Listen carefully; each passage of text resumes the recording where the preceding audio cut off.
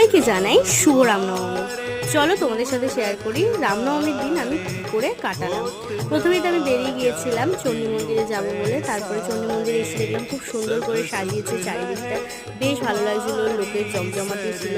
তারপরে তো এখানে চলে এসেছিল আমার একটা বন্ধু এসে আমাদের লাড্ডু দিয়ে দিয়েছিল। দেন আমি আর এখানে বসে বসে গল্প করছিলাম। আর এখানে ঠাকুরটাকে কত সুন্দর করে সাজিয়েছে দেখো, আরতি হচ্ছিল, আমরা দেখছিলাম, খুব সুন্দর লাগছিল, কত লোকজন এসেছিল চারিদিকে। দেন আমার এই বন্ধুটাও চলে এসেছিলো, তিনজনে মিলে একটু ছবি ভিডিও তুললাম।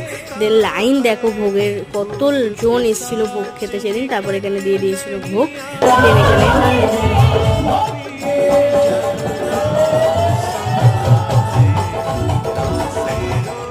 এখানে একটু নাচ গান হচ্ছিল, সেইটা দেখে আমরা চলে এসেছিলাম বাইরে। দেখছি এখানেও ভোগ দিচ্ছিল, এখানেও ভোগ নিয়ে নিলাম। ভোগটা খেয়ে আমরা বাড়ি চলে এলাম। তোমাদের যদি ব্লগটা ভালো লেগে থাকে লাইক কমেন্ট